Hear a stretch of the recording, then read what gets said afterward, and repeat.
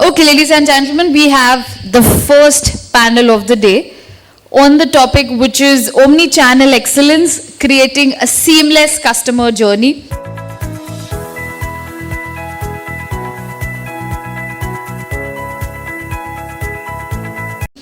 And for this session, I would like to invite Mr. Sundar Madakshira, CMO India Cinch, who's going to be moderating the session. Give it up for Mr. Sundar, guys. Woo-hoo. Next up, we have Vibha Sarin Prabhakar, Chief Experience Officer, Shriram Auto Mall. Give it up for Vibha, guys. Come on, I need the energy rolling. It's early in the morning, 10:30 a.m. on the clock. We need full power. Then we have Rahul Tandon, Chief Customer Service Officer, Ecom Express Private Limited. Let's give it up for Mr. Rahul. Woo-hoo. Then we have Indranil Mukherjee, Deputy Vice President and Head Customer Experience, PVR Limited. Let's give it up for Indranil, guys. Then we have Karan Singh Chauhan, Senior Manager Digital Transformation, Hyundai Motors India Limited. Give it up for Karan. Then we have Rohit Makhija, Director CX Spark. Give it up for Rohit, guys. Last but not the least, we have Sri Ganpati, co-founder Footwork. Let's give it up for Sri. This is the panel first of the day, ladies and gentlemen. Give this panel a huge round of applause. I would request you all to be please seated. We'll get you the mics.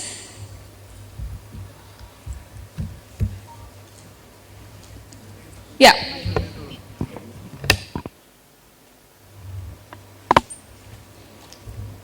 Over to the panel. Good morning once again. After the panel, we'll also be having question and answer session. So make sure that you have your questions ready. Thank you.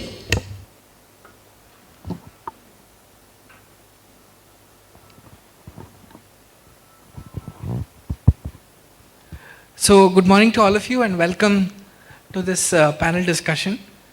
When I first got the opportunity to moderate this and I was told this was a panel, I couldn't have dreamt of a more diversified panel than this one. So when you get to meet them and understand the companies that they worked for, and just before this we were having a kind of a session just behind, just getting to know each other and what we do, and specifically on the customer experience. The sheer width of the challenges and the types of work that each one of them has done is I think good enough to write a book on customer experience. And I think we also found that there is probably a new designation or expansion of what we call CXO, which is the Customer Experience Officer, which I think is going to be is already there in many companies, but I think everyone in the organization, if there's one thing that they really want to get it right, is about the customer experience. So with that as a kind of a background, we've also debated briefly that isn't this topic something that we've discussed over and over again.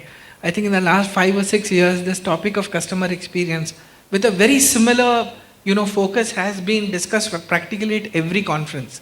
So what do we do differently to make it something that's a value add for everybody in the audience and for all of us to learn from each other? So one thing that we would like to focus is, I would request all the panelists to focus on the outcomes, the business outcomes, if they are measurable, and if you can quote that and say what business impact has this created. Second thing, I think customer experience is not new to any one of us here. So try and focus a little bit about how you are matured into that, in that journey. How are you different this year compared to the year before this? And do try and share some real life experience examples that can make it more real, that all our audience can relate to as well. With that background, I also understand that the varying industries, the challenges can be very different, and we got to know some of it, which I will put it as a very specific question to each one of you. So we had 4 questions broadly in mind, and we got 7 panelists, so we will take some time to go through, and if you're not able to cover, that's fine, we'll probably find time outside to cover those topics as such. So, when we are thinking about the topic of customer experience, let me start with each one of you and say, to find out from you, in your company that you're dealing with, what would be the effort in customer experience that you're currently going through right now? What are your current efforts and how have they been maturing over the last few years? So we could start with you, Vibha. And one word of introduction and then you could talk about that. Thank you, Sundar. A very good morning, everyone. I know we need more energy, but being in the first panel should have some advantages. And we all have had our coffees. So I'm Vibha. I head customer experience for Shriram Auto Mall India Limited. For some of you who do not know, Shriram Auto Mall is into sale and purchase of pre-owned vehicles and equipments. We are the largest marketplace. It's a digital platform, omni-channel digital platform for sale and purchase of anything that moves on wheels, property, gold, you name it, and we can auction it in the country. So we are the largest auctioneer in the country. We have a tie-up with all major banks and NBFCs for their pre-possessed vehicles, repo vehicles. So anyone who defaults on the loan, the bank comes to us to auction it and recover the money. So that's the business model. So back to your question, Sundar. We are working in diverse ways. I would try to, bullet it for easy understanding. The first is definitely expanding the digital database, right? Penetrating the rural areas. So we are using artificial intelligence and data analytics to really study the market as well as customer behavior to customize our platform and make it more diverse, whether it's for individual needs, OEMs, dealers, or anyone who wants to buy anything which is pre-owned.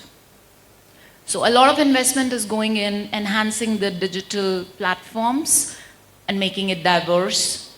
Second is around customer-centric approach to make it a one-stop shop for cradle to grave for the entire process of buying a pre-owned vehicle, from documentation to transfer to ownership to even service, right? So the entire customer journey is being covered. As I mentioned, we are trying to localize the experiences, right? That's the third point where we are trying to expand, and we have 135 offices across the country already. These are physical offices. So 70% of our business is still physical because, every customer would like to inspect the vehicle. So we have a separate arm of inspection and valuation as well. So a customer can inspect and find the right value of the vehicle, as well as then take a decision to buy or not. So transfer of ownership, etc. Everything is provided by that one single place, right? And we invested during COVID, a technological marvel was created because challenging times give a lot of scope for opportunities, and that's when an AI-based tool called PriceX was created, and we are trying to patent it because it's a tool where 13 plus years of database has been fed in, which can give the most accurate price of a pre-owned vehicle. So price is the key point for any customer to determine and make a decision of buying. So this tool gives, on a click of a button, the closest price based on the health of the vehicle and the make and the model, will give you exactly what should be the price so they can bid accordingly. So a lot is being done around making it very customer focused and making it very easy to do business with us. Thank you. Hi, good morning. My name is Rahul Tandon. I represent Ecom Express. Simplistically put, it's an e-commerce logistics company. We've been in the business for about 11 years, And we have a very simple business to deliver smiles each day. So we service almost 97% of India's populace, 25,000 pin codes. And it's a very simple business. I just pick up a parcel and deliver to your doorstep. But along the way, a lot of disappointments happen, right? You can have a jam, you can have a curfew, you can have a strike, or Mr. Modi just visiting your doorstep. So yeah, we've over the last 11 years understood that at least in our business, the whole thing is there is no standard. You have to have different strokes for different folks.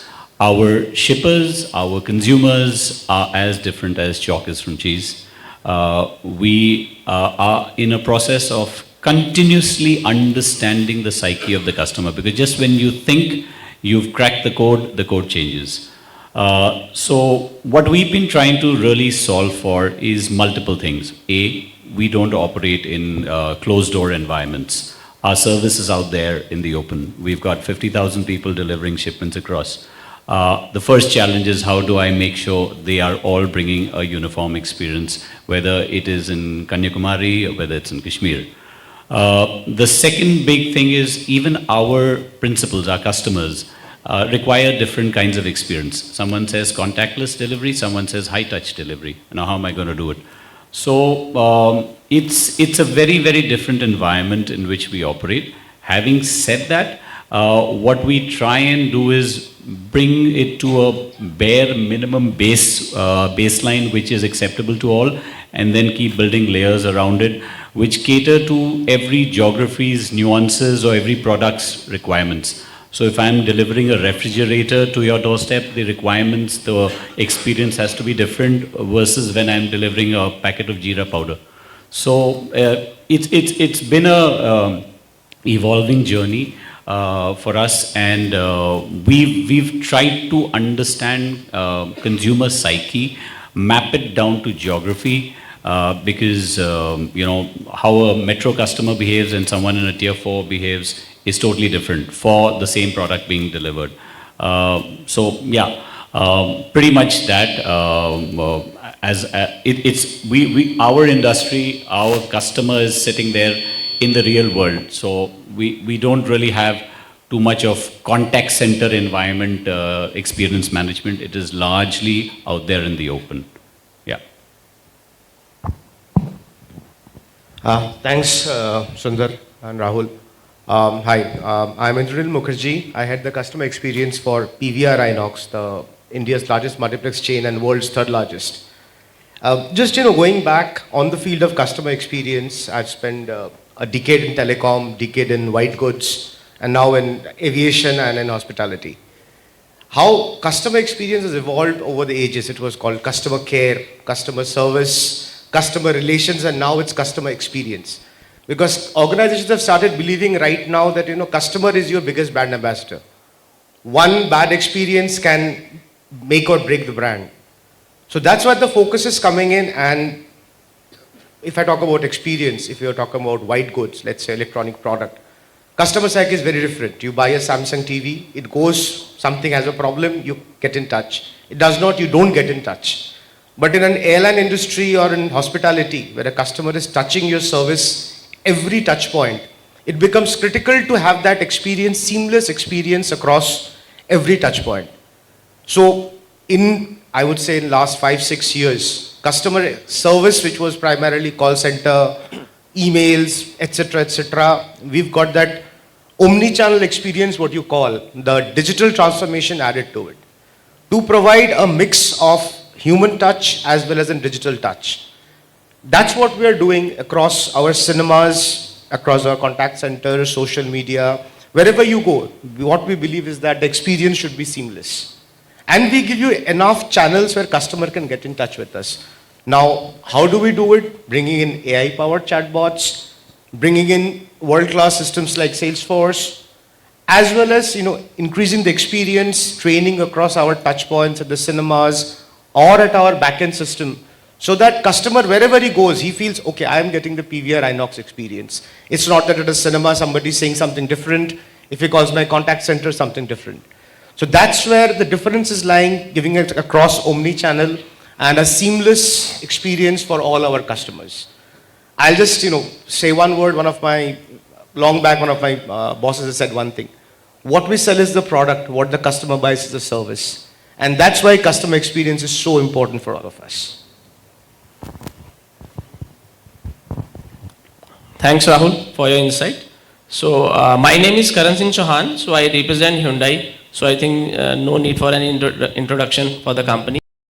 So, I take care of all the digital transformation products and digital transformation applications for Hyundai, whether it's in mobile app, whether it's an e-com platform, anything you can name it.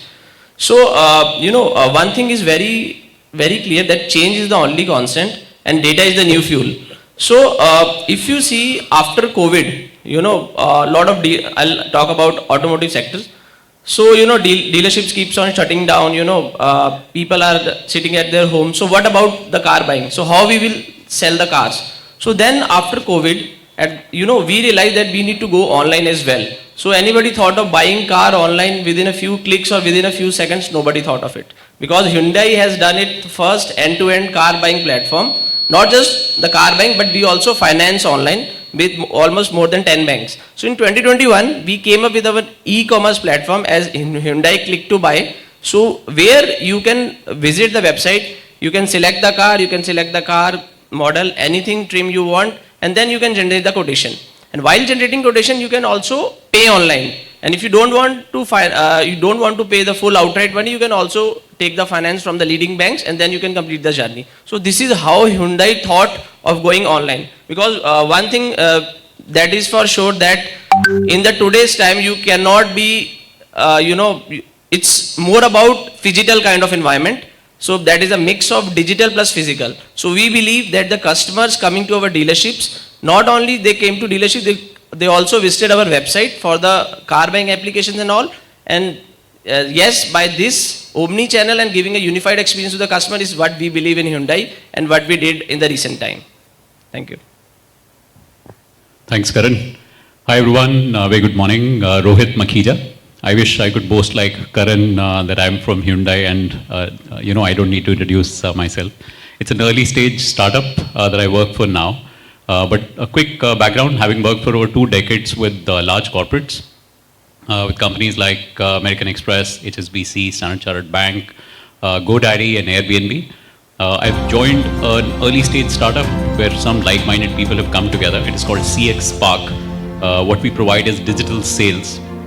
So think of everything around online selling, enabled by technology and AI, is what we are getting into. So that's the focus of the business at this stage. I know you asked me to keep it brief. In terms of energy and participation, we have no desire to be able to meet the first act that happened this morning in terms of the flying and the dancing. So this is not an act which will ever do justice. But very quickly, in terms of the focus, for me personally, as well as in this business, and this is one of my learnings from American Express days, there are 3 key things that we used to focus on for a very long time. And I think this is, if I'm not wrong, this is also copyrighted by Amex. When we think of customer experience, there are 3 key tenets: easy, recognize, and solve. Those are 3 things we are actually trying to orient ourselves around when we set up this company, which is make it easy for the customers in every aspect that you think of, for them to be able to reach us, for them to be able to interact and do business with us. Recognize what is the need that they have. In every interaction, whether it is digital or human-led, you are able to communicate the same thing, that yes, we've understood what you require. And then end of the day, everybody is approaching you for a particular solution. That is what you're oriented towards. And many times we just tend to get lost in the forest and forget the key point. Resolution is the most important thing that the customer is looking for when they reach you. So those 3 things, but yes, I won't drag this conversation further. We'll discuss more in the rest of the discussion. Thanks, Sundar, again. Thank you so much. Hi everyone, I'm Shri.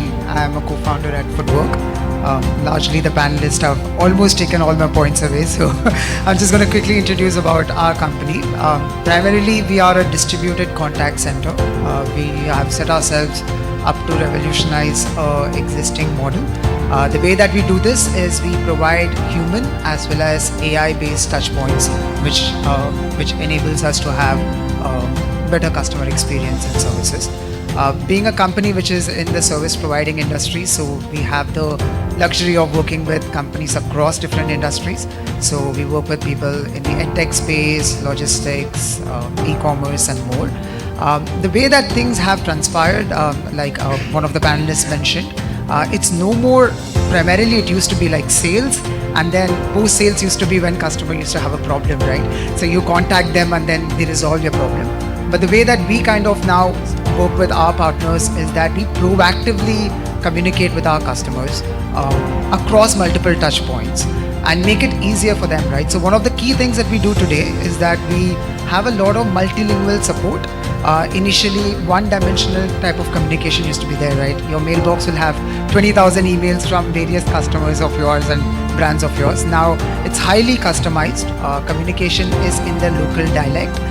The objective is not to transfer information, but to kind of get the customer involved in the process, understand the pain points in advance and solve for it. So that's what we've been doing, whether it's a case of a logistics customer like a DTDC or a fintech customer like a BharatPe. We go very deep into understanding what the problem is and providing the right solutions either via tech or via traditional contact solutions. So that's what we do. Thank you. Wonderful.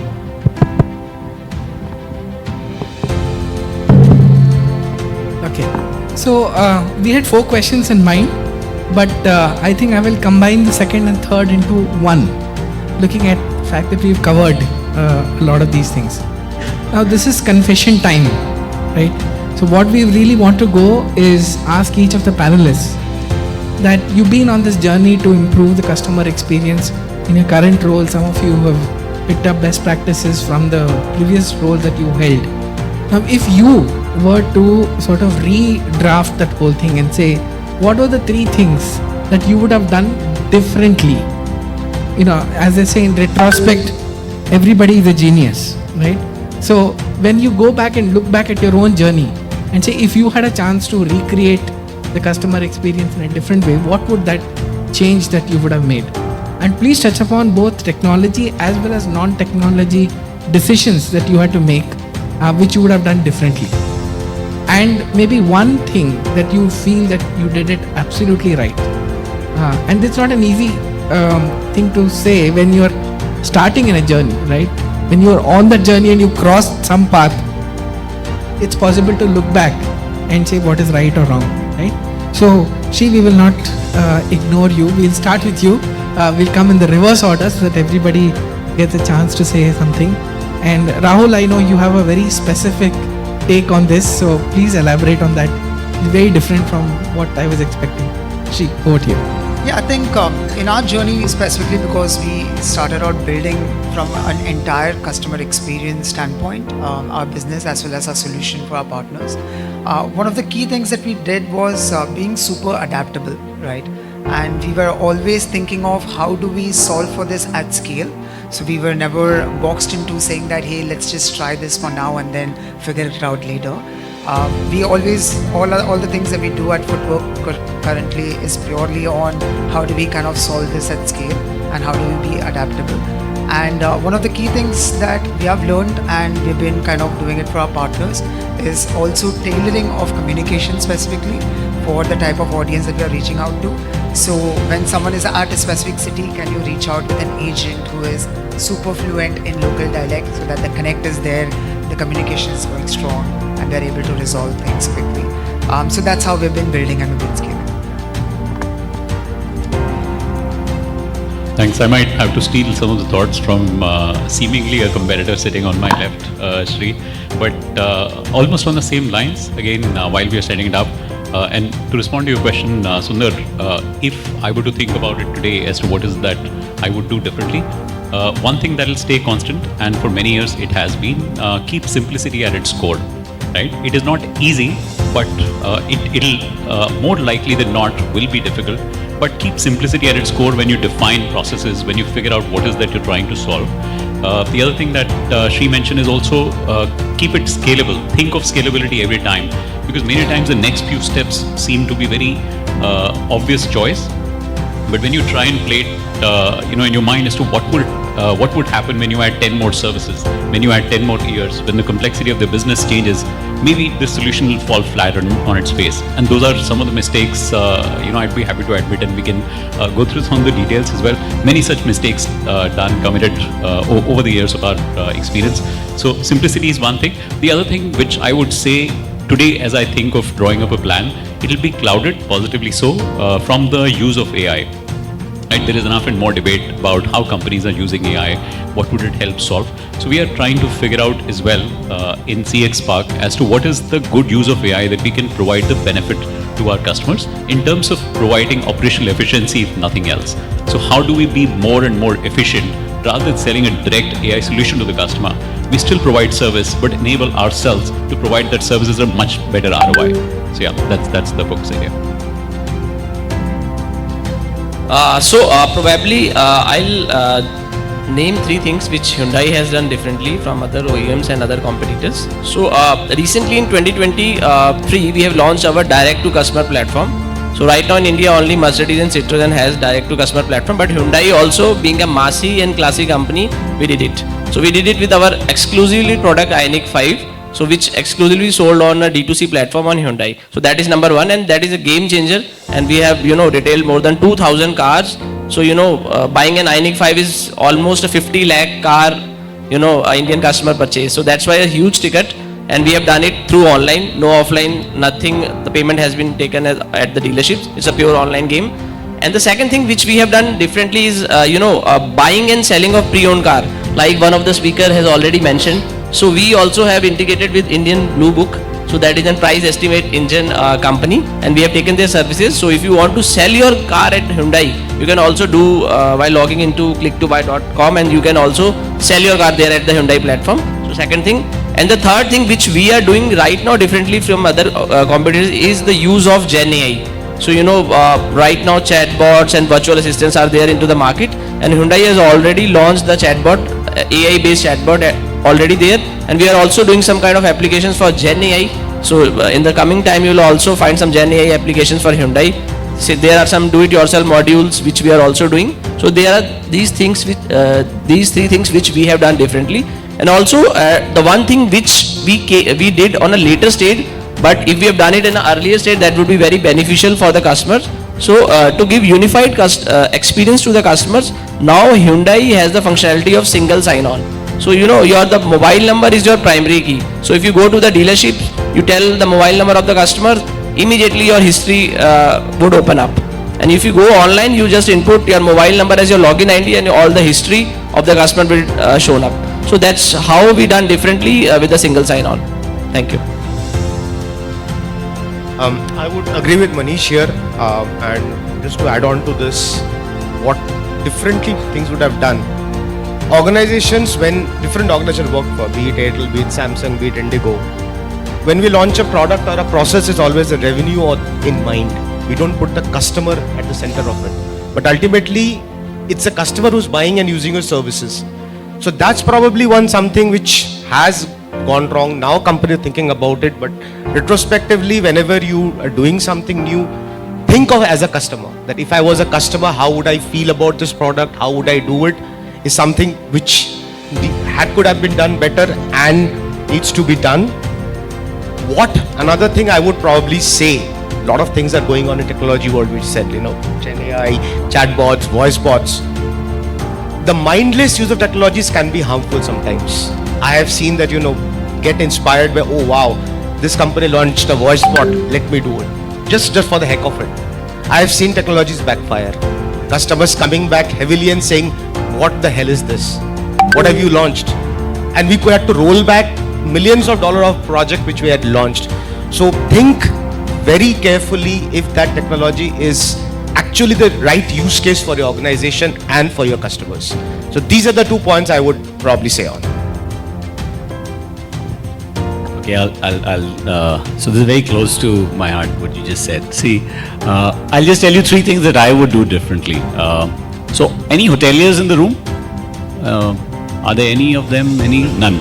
So, I'm a hotelier. I started out 25 years ago in the hotels. And there was one core thing about the hospitality industry. There was no function called customer service. No function. The industry itself is service. I think the fundamental mistake that people have done and companies have done is call a department customer service and put the whole responsibility of the customer only on that department, and everyone else takes a walk. If the customer has a problem, service ko de do. Customer has a engineering problem, wo bhi service department ko de do. God, sorry. If you're really got service in your DNA, the whole company is about service. So I think one big thing I would do differently is actually have the entire agenda of customer experience permeate through the organization and not just with the department, right? That's the first thing. Second is that I think we've actually overstated this whole AI bit. I think at the end of the day, it's humans who are supposed to be generative and improving their intelligence. But now what is happening is intelligence is becoming artificial. So much so that, I work right now in the e-commerce logistics space. I often suffer. I want to talk to a human being. It just keeps me pinging onto a chatbot who gives curated, stupid responses beyond a point. But when do you draw the line between human and an artificially coded intelligent bot?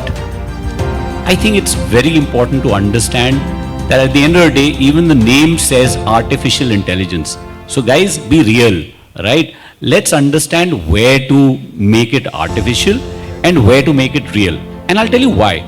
A lot of organizations I've seen very closely use this only because they see paisa bachega. God, an agent may cost you $10 a call, but he can generate far more revenues maybe than a chatbot could. You may be missing an opportunity. So you need to really decide in your space, where is it human and where is it artificial?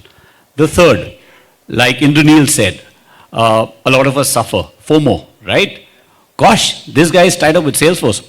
Let me get Salesforce. Kyun usne dikha diya saving hoga 60%, 70%. Sorry, understand your industry, understand the use case, understand where you are going to use it and what are the tangible benefits, not just from a P&L, but actually from a customer. You may save money, but you lose a customer. So the one other thing that I would do differently, and I have done differently in my organization, is that beyond a point, it's not about chasing technology. It's about chasing the real experience.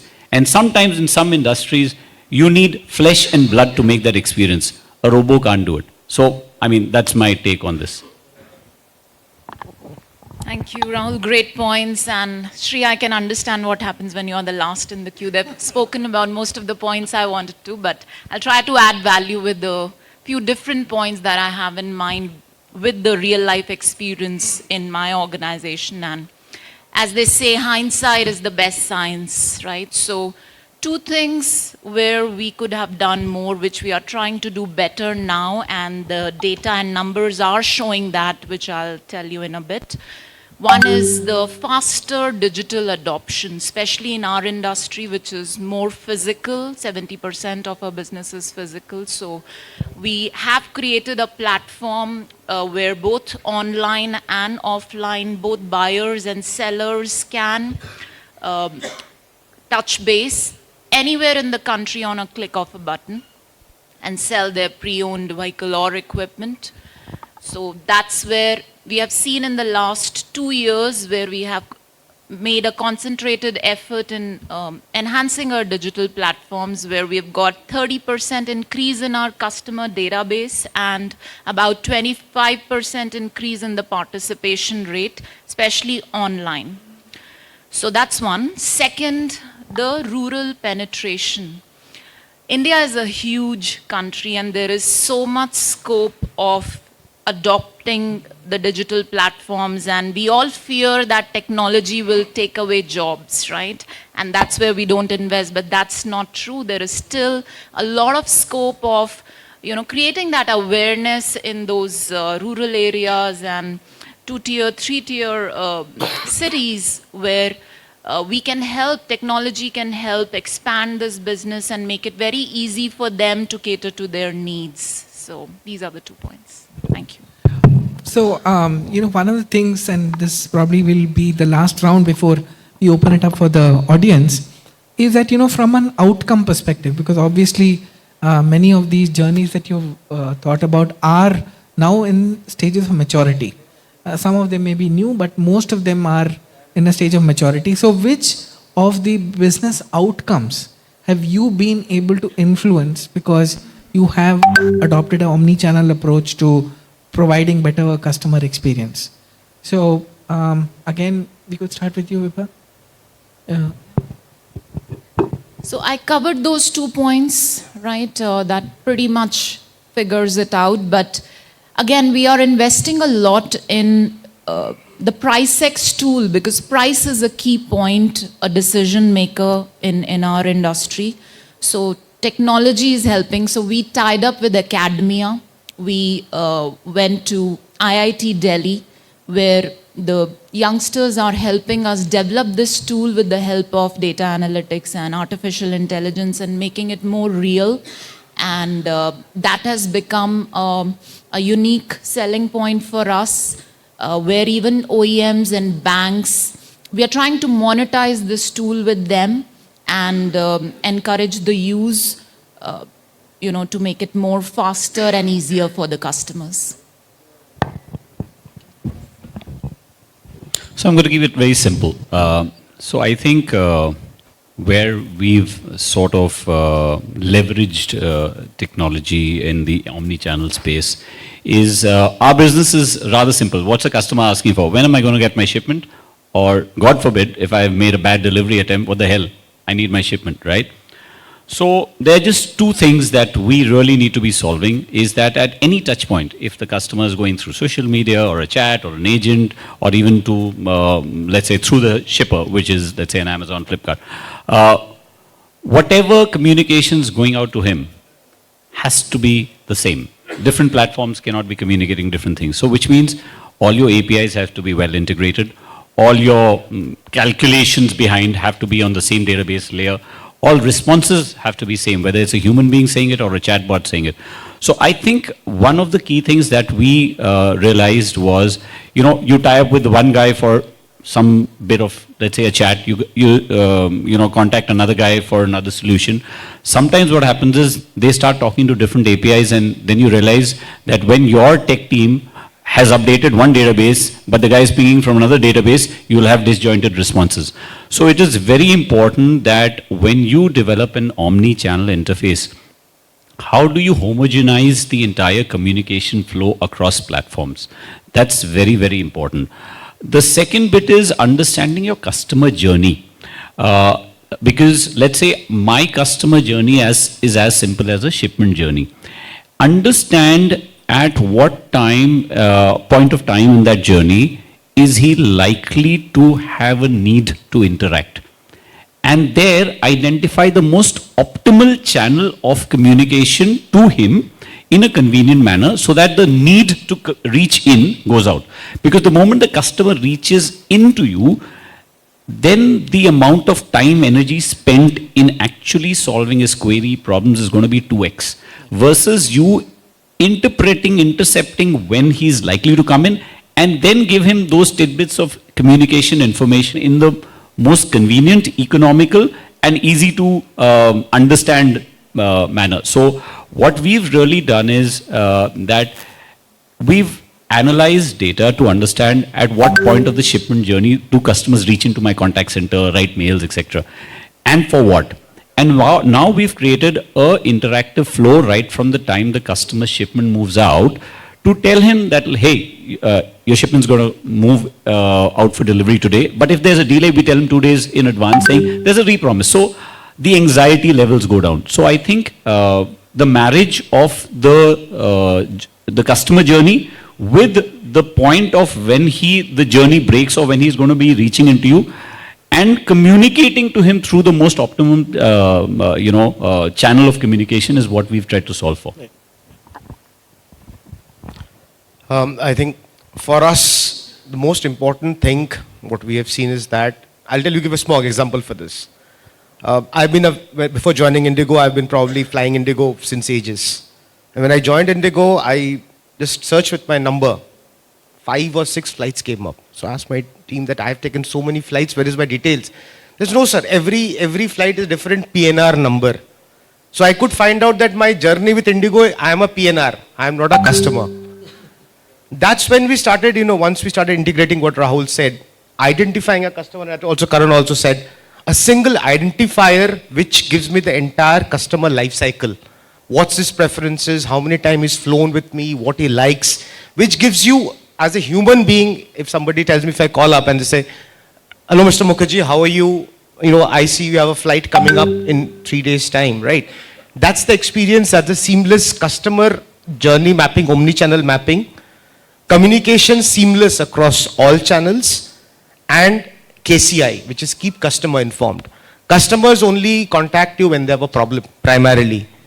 Like Rahul said, you have to have the exact point, okay, my baggage is lost, customer will contact. Something, if you give him the information prior, hey, sir, the movie is going to start 10 minutes delayed, or your flight is delayed by 30 minutes, customer is happy, he's got the information. Keep the communication, keep him proactively informed, the experience will definitely improve. But these are the 2 key points what I have. Excellent point. So now I'll keep it very short. So what I believe is, whatever you do with the technology, you do with any change management, it need to be quantified. ऐसा नहीं होगा कि आप कुछ भी कर दोगे और उसके बाद में management आपसे पूछेगी नहीं what you have done, boss. The numbers are not moving up. So before doing that, it's not like somebody saying like, मुझे ये technology लेके आनी है ना, I need to do this and that. You need to understand what is your problem statement, boss, first. If your problem is not solving, then there is no real case use or there is no benefit of doing that technology adoption. So in Hyundai what we identify is there are 2 channels.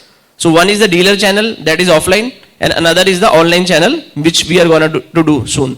So what about like giving a unified experience to the customer? What if we merge offline and online together? Is it actually solving our problem? So the answer is yes. So that's why we integrated omni-channel, because we identified the problem. It's not like somebody's said to us and we have implemented. So it's a science behind it, it's a research behind it. Now coming to your question, so now talking about outcomes. So as I told, quantification, you need to quantify like what you have done with the changes and all.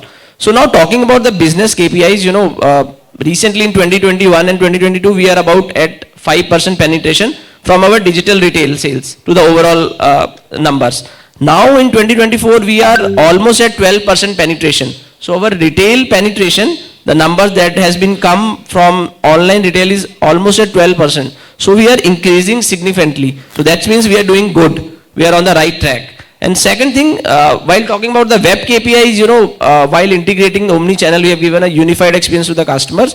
Our numbers are also gone up. Like if you talk about our average session per user, that gone up. The bounce rate has been decreased. The conversions are more. So these are all things that we used to measure, as a company, and which we used to report to the management that we have done these changes and we have benefited from this change. Thanks, Karan.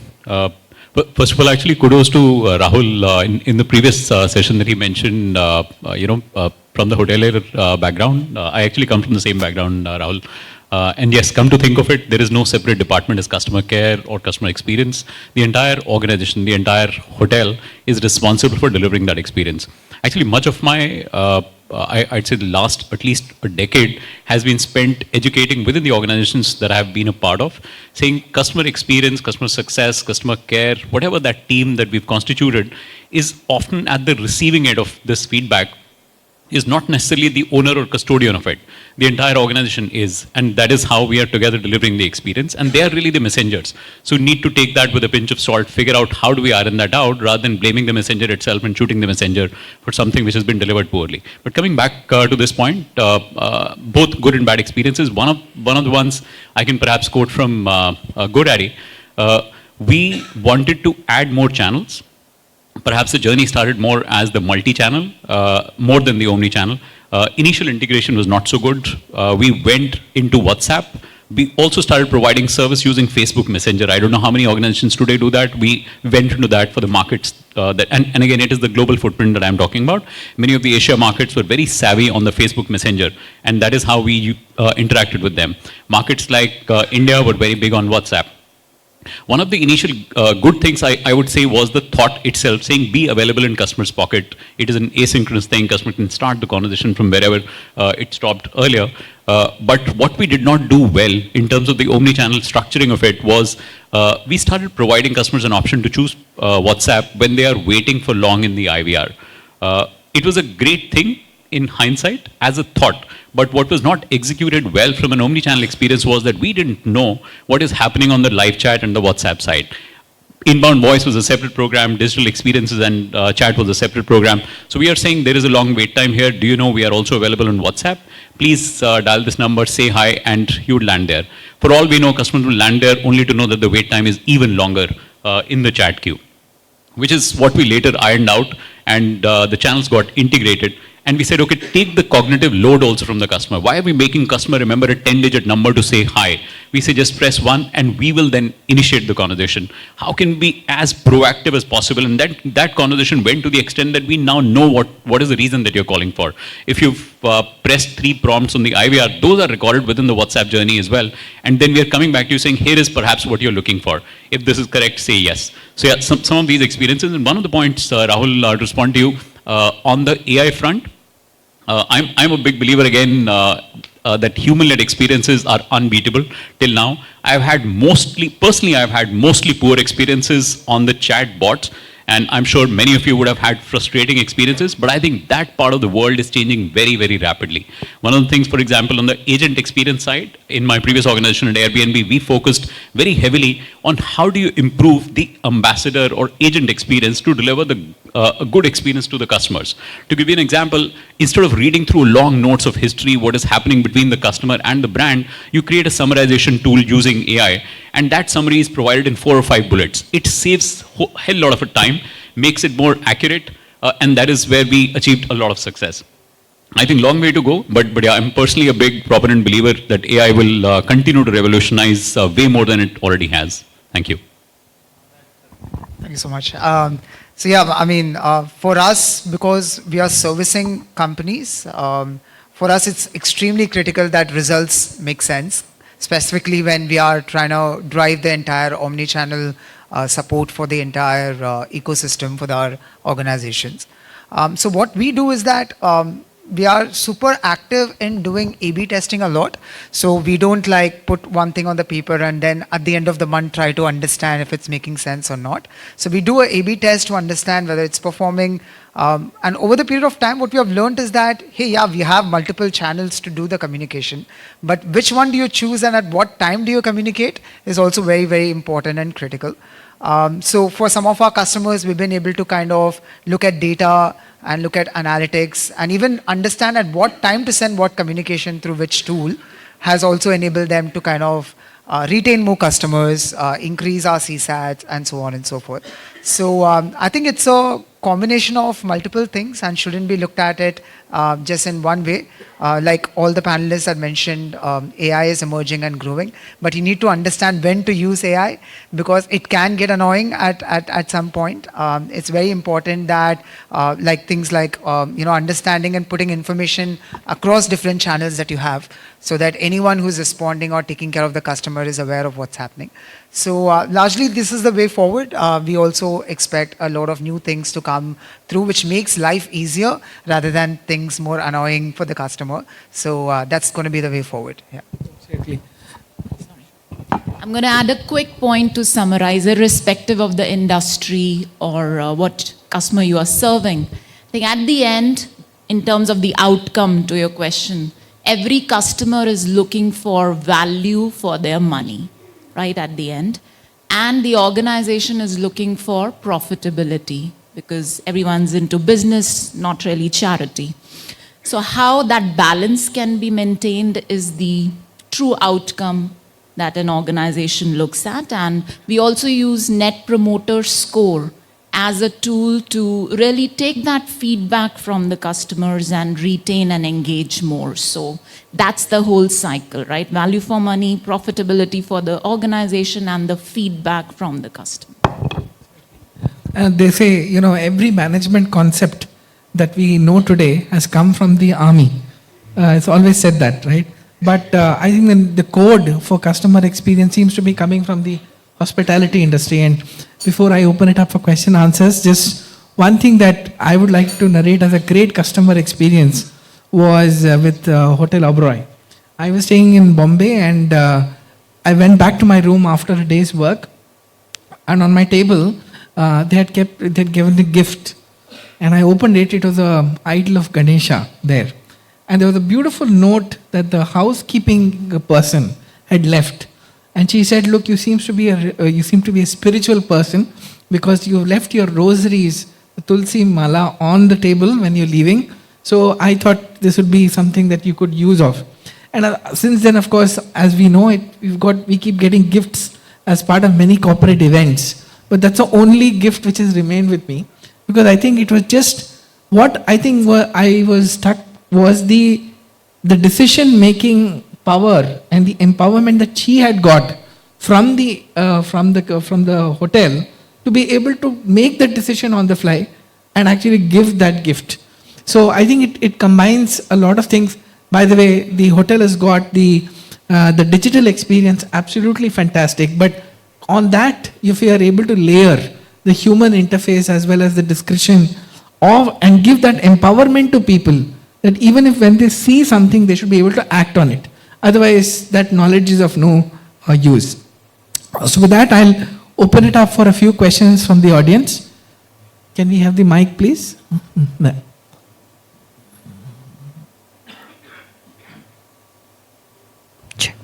If you could also introduce yourself and then ask the question. Good morning, everybody. I'm Mahajan. I head customer care with Jacqua Group. Right? So first and foremost, we were to put across, but you said the balance between revenue and the profit. I believe it's our responsibility also to stand against whatever the board and everything. What should be the tangent of the graph or the theta of the graph? Because I come from both the backgrounds, revenue and non-revenue. So I've seen the difference also. And I strongly say that presently I'm onto non-revenue mode company. And the only company I've seen which has grown year after year, right? That's the difference of one thing. Second, on to the Rohit, I strongly agree with you. Because post-sales, a customer is in a distress. And we follow the bandwagon of AI or everything. And you go somewhere wrong, it goes for a different tangent. So anyway, I come from the product background where more of the human touch is required and all that. My question is to Rahul, because I understand yours is the most tough. We call about customer delight and everything, but the executing end is altogether different. So any technological use you adopt, because their mindsets are altogether different. They have all stomach aches and everything when it comes to that. And when you use technology, the aspiration keeps going, right? So is there anything you use on a technological front to make sure the experience and those executors who are, sorry to use that word like vagabonds, right? How you handle it? Because if you go for too much of GPS monitoring and everything, if they feel they're captivated, so they'll not get onto that. So especially in present assignment, I have my workforce something like that. I come from white goods and brown goods basically and telecom. So anything on technology from that perspective? Yeah, so there are two principal things that we do. Like I said, we are in the business of delivery, right? Now for me to deliver a shipment to your doorstep, I need to first know the address that has been provided. Is that correct? Because that simplifies half the things. We have an in-house tool now. We've talked about AI, etc. So it's a generative AI NLP-based tool called Bullseye, wherein every address that is passed to me by the 1.5 million customers daily is actually run through that tool, and wherever required, it is cured, it is geocoded. Now, it's for two reasons. One, I mean, on a given average, 30 to 40% addresses are poor or junk. Now, my first thing is to get that shipment to the nearest delivery station. And that's how, first, when we cure it, we get it to that delivery station. Step two is how do I simplify the job of the delivery boy to take that shipment to that doorstep? And I'm not talking Delhi, Gurgaon. I am talking the remote corners of India. more than 70% of our deliveries happen in tier 4, right? In villages. So then that whole address has to be geocoded to a code, and a route has to be created. So we actually create a route for a delivery boy in addition to the code. Now, all that is left is for him to connect with the customer to establish whether the guy is at home. Even that is not important. Is his door open? Is someone there at home? Right? For that, the second thing, the mobile number. Today, a lot of platforms do not validate what is the number that you're putting. You could be putting a junk number, you could be putting a code of US in your number, right? You could be putting anything. We actually then work on identifying whether that mobile number that has been provided to us, though it is encrypted, but then behind the scenes, we check whether it follows the syntax to be just a bona fide number, right? And these are the two things that we provide to our delivery boys so that they have the most easiest mechanism of delivery. That's one. Part two, you will always have that day when a delivery boy has an upset stomach, he has too many shipments to deliver, or his girlfriend just called him for a movie, right? And what would he do? He will say, I could not deliver your shipment because you were not available or you refused to accept. And that's when all hell breaks loose. So for that, we have to have preventive tools. So what we then do is, now that we've geocoded your address, we know that the boy has to reach your address. So we disable certain scans of failure. If he is not within the periphery of that address, that means he has to go on field. Second, if you're refusing a shipment, that means I've had a conversation with you. So we have certain disablers like OTP, like where we use OTP is if you are saying you don't want the shipment, can I have a cancellation code? So those kind of tools. Third, over the last 11 years, I have addresses, a database of addresses which anyone would want. It's an enviable database. Now, how do I use it? If I have delivered to an address any time in the last 11 years, I do not allow the delivery boy to record it as a bad address because the shipment has been delivered. So in doing so, what we try and do is 50,000 people, you can't control their conversations, but what you can control is simplifying the entire delivery experience and making sure you reduce opportunities for what people will call bad scans, fake attempts, etc. So that's how we try and do it. Thank you, Ram. So Next is getting the a lot current, of, said from 5% to 12%. So what is the migration? Is it more onto the tier 2 or tier 1 or tier 3? What is the kind of migration? So it's mostly tier 1 and tier 2 cities, because, Hyundai penetration into rural areas, is high, but not that much of high because, 70% of the population are in rural. But yes, talking about the metro cities, Bangalore, Mumbai, Pune, Hyderabad, Delhi, Gurgaon. So these are our, target segments where we get most of the retails coming from online. Thank you. Thank you, guys. I think we're running woefully late.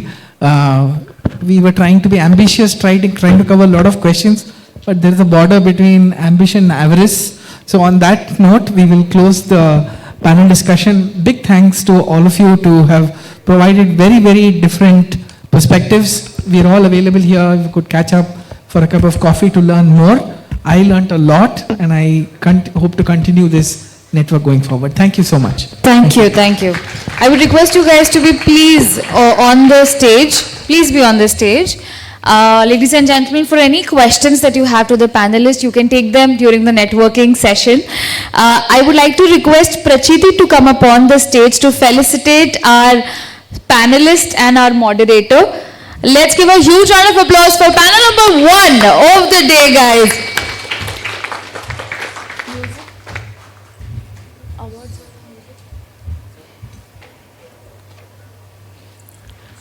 Yeah.